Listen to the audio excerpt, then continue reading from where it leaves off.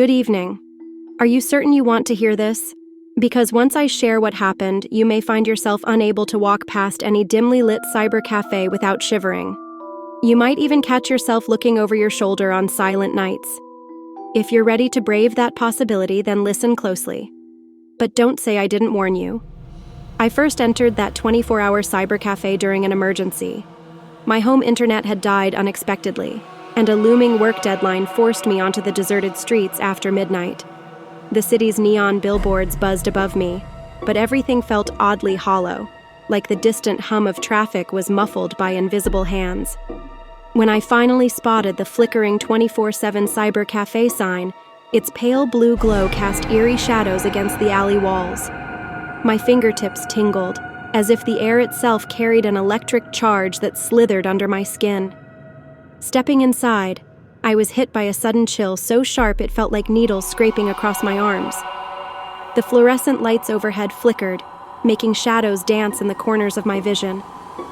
Even the stale air smelled faintly metallic, mixed with the odor of old wiring and something else. Something that reminded me of damp concrete locked away from sunlight for too long. I heard the quiet drone of computers, but it was swallowed by the sense that the place was holding its breath. I chose a booth near the entrance, hoping that staying close to the door would soothe the fluttering in my stomach. My mouth was dry, and my pulse throbbed in my neck as I logged in to finish my project. Every so often, I caught movement in the reflection of my screen, but whenever I turned, I only saw empty chairs and a hint of swirling dust in the flickering light.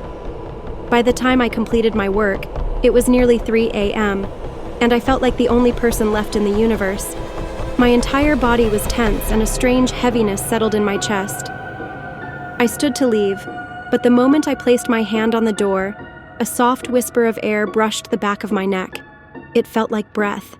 My muscles seized with instinctive dread, and I yanked the door open, bursting onto the silent street outside. A few steps away, the night breeze carried a faint aroma of garbage and gasoline. But I swear there was another scent underneath it, something almost sweet like rotting flowers.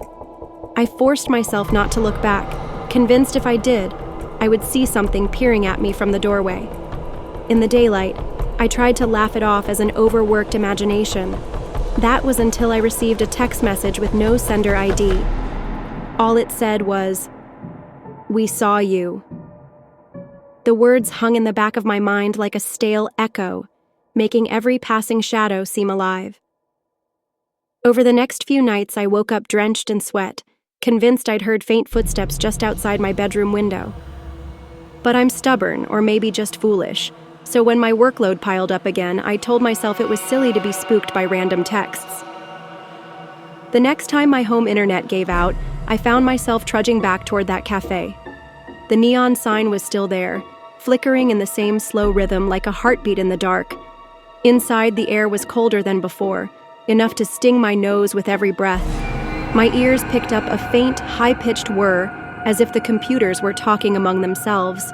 The taste of stale coffee lingered on my tongue, even though I hadn't drunk a sip. This time, I chose a booth in the middle, wanting to feel less isolated. Yet somehow, I felt more exposed.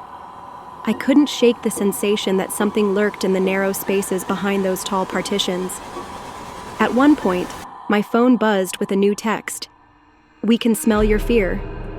The words made the hair on my arm stand up. I didn't even recall giving anyone my number. And as I typed a half-hearted reply just to see if it would fail, a whisper of movement rippled in the corner of my eye. When I finally left that night, my body trembled with an unshakable chill.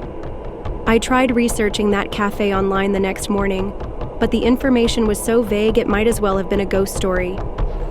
Buried in old message boards, I found scattered anecdotes about missing persons last seen near a certain cyber cafe, cryptic symbols etched into booths, and flickers on surveillance footage that defied explanation. One particular rumor claimed that people who spent too long in the cafe began to sense a presence just out of sight, feeding on their darkest thoughts. I asked a coworker, Trish, about it over lunch, my words laced with forced casualness. She shrugged and said, "Yeah, I heard they have cheap hourly rates. Kinda depressing place though, right?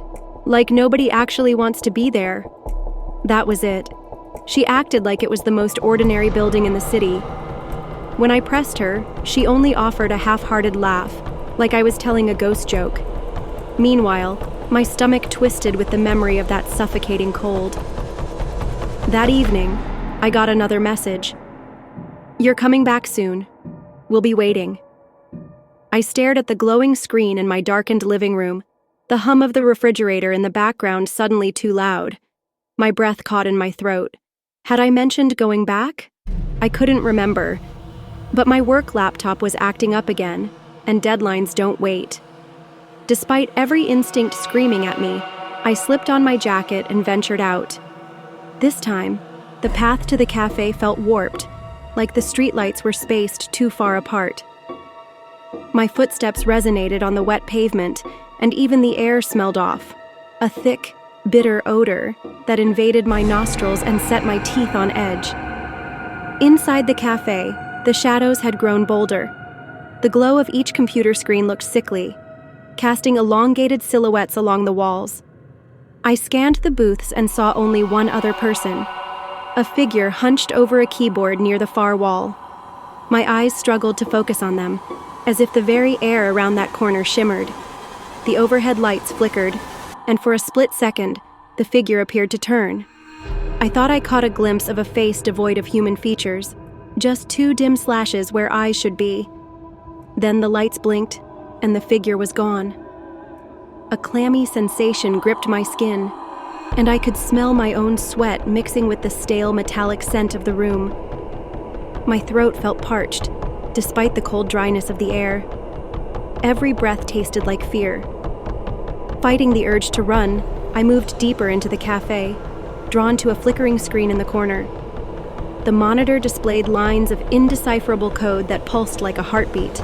As I reached out to touch the mouse, a surge of cold coursed down my arm, and something brushed against my wrist. Warm, damp, impossibly alive. I jerked back and nearly toppled over a chair. Yet when I looked, there was nothing there, only a faint, dark stain on the floor. It resembled a distorted handprint with elongated fingers, each one ending in what looked like twisted claw marks. Suddenly, every monitor in the place blinked at once, flashing a single phrase. "Get out!" The words glowed in harsh white, flickering on screen after screen, like some twisted echo telling me I was trespassing on sacred ground. I rushed toward the entrance, my breath ragged, heart hammering so hard I could taste copper on my tongue. The door refused to budge, as though something massive pressed against it from the outside. My pulse thundered in my ears, and in the silence I heard a soft rasp, like fingers scraping against glass.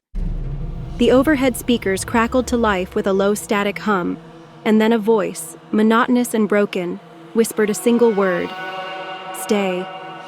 The lights began flickering more violently now, plunging the booths into darkness one moment and bathing them in pale light the next. The air had turned thick and stale, weighed down by an oppressive force that seemed to cling to my lungs. A rancid smell drifted past my nose, making my stomach roil as though something was decaying in the vents. Desperate, I stumbled back to my booth, hoping to call for help. My phone's screen glowed with a new message: "Closer than you think." My fingertips felt numb. The seat cushion was slick with cold sweat, or maybe some unidentifiable moisture. In the dark reflection of my computer screen, I saw a shape looming behind me, thin and contorted, its limbs too long, its head tilted at an impossible angle.